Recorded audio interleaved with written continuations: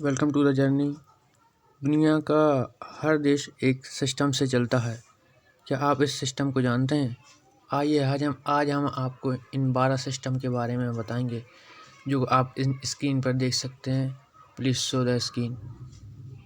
इनमें democracy, monarchy, dictatorship और anarchy जैसे कई पॉपुलर सिस्टम भी शामिल हैं जिनकी आज हम बात करें। सबसे पहले हम बात करेंगे डेमोक्रेसी की। डेमोक्रेसी यानी हिंदी में लोकतंत्र एक ऐसी शासन प्रणाली जिसमें देश की सत्ता जनता के हाथ में होती है।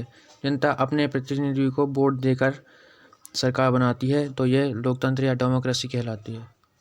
इसमें लोग वोट करके अपने नेता को चुनते हैं और इसकी ये 4 पिलर्स होते हैं। इसकी बेहतरीन एग्जाम्पल इंडिया और यूएसए। आम भाषा में बोले तो जहाँ लोग वोट करके अपनी सरकार को चुनते हैं उसे डेमोक्रेसी कहते हैं। Number 2, Republic. एक ऐसी लोकतांत्रिक देश जहां देश का मुखिया या प्रमुख जैसे राष्ट्रपति चुनाव द्वारा चुनकर आते हैं।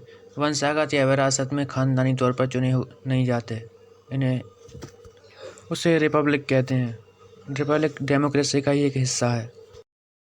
रिपब्लिक सिस्टम इंडिया, फ्रांस और यूएसए में काफ़ी अच्छे से रन करता है और इसमें कुछ डिफरेंस भी हैं डेमोक्रेसी से रिलेटेड, जो डेमोक्रेसी से इसको अलग बनाते हैं। रिपब्लिक में प्रेसिडेंट को भी वोट से चुनते हैं और सरकार को भी वोट से चुनते हैं, लेकिन डेमोक्रेसी में ऐसा होना ज़रूरी नहीं है। डेमोक्रेसी में सिर्फ सरकार को चुना जा सकता है वोट से, और प्रेसिडेंट कोई किंग भी हो सकता है, जैसे हम लंदन के केस में देखते हैं, जहां सरकार तो चुनाव से चुनी जाती है लेकिन वहां का किंग परिवार से ही होता है कोई। आप ये डिफरेंस चेक कर सकते हैं वीडियो को रोककर। Number 3, monarchy. एक ऐसी व्यवस्था है जिसमें देश का शासन राजा या रानी के हाथ में होता है और सत्ता आमतौर पर वंशानुगत यानी खानदानी या फैमिली में होती है। मोनार्की 2 टाइप की होती हैं, आप इन दोनों टाइप को देख सकते हैं स्क्रीन पर। एब्सोल्यूट मोनार्की का एक एग्जांपल सऊदी अरबिया है। कॉन्स्टिट्यूशनल मोनार्की जापान में रन करती है। दोनों के डिफरेंस ये हैं, आप पढ़ सकते हैं। Number 4, dictatorship. एक ऐसी व्यवस्था या सिस्टम जिसमें संपूर्ण सत्ता किसी एक इंसान के पास होती है और जनता की आज़ादी बहुत सीमित होती है। इसमें ना तो इलेक्शन होते हैं और ना ही कोई ओपोजिशन पार्टी होती है। ये नॉर्थ कोरिया का किम जोंग उन और हिटलर का जर्मनी इसके बेस्ट एग्जाम्पल हैं। Number 5, theocracy. एक ऐसी शासन प्रणाली जिसमें धार्मिक नेता देश का शासन चलाते हैं और कानून धर्म के आधार पर बनते हैं। थियोक्रेसी के बेस्ट एग्जाम्पल ईरान और पोप की वेटिकन सिटी है। नंबर 5, ओलिगार्ची। एक ऐसी शासन प्रणाली या सिस्टम जिसमें कुछ अमीर या प्रभावशाली लोगों के बीच में वो होती है पावर, जो शासन को अपने हिसाब से चलाते हैं। यह ओलिगार्ची कहलाता है। इसमें 4 लोग बैठकर या कुछ अमीर लोग ही राज करते हैं। इसका बेस्ट एग्जाम्पल एशियन स्पार्टा है। नंबर 7, टोटलिटरियनिज्म या पूर्णतंत्र।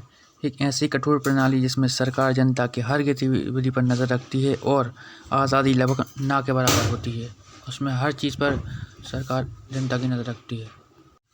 पूर्णतंत्र जोसेफ स्टालिन के यूएसएसआर और किम जोंग उन के नॉर्थ कोरिया में ज़्यादा देखा गया है।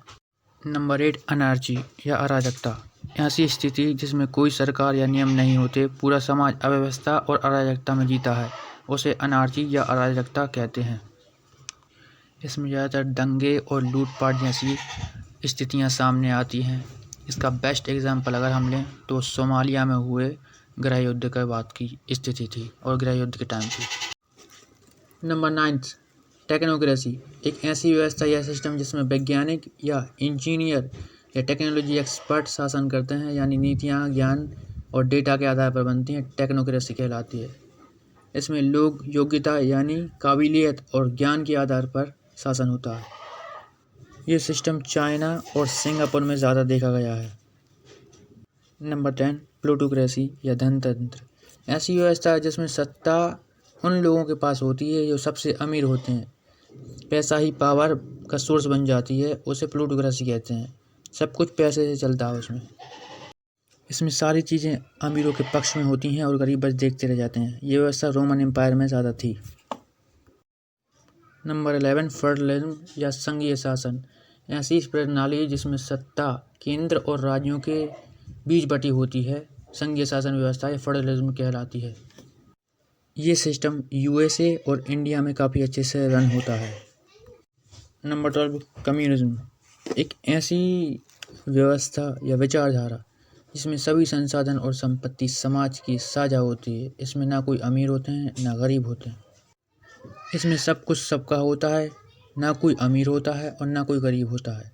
इसका बेस्ट एग्जाम्पल यूएसएसआर और क्यूबा है। चाइना भी इसका एक बेस्ट एग्जाम्पल है।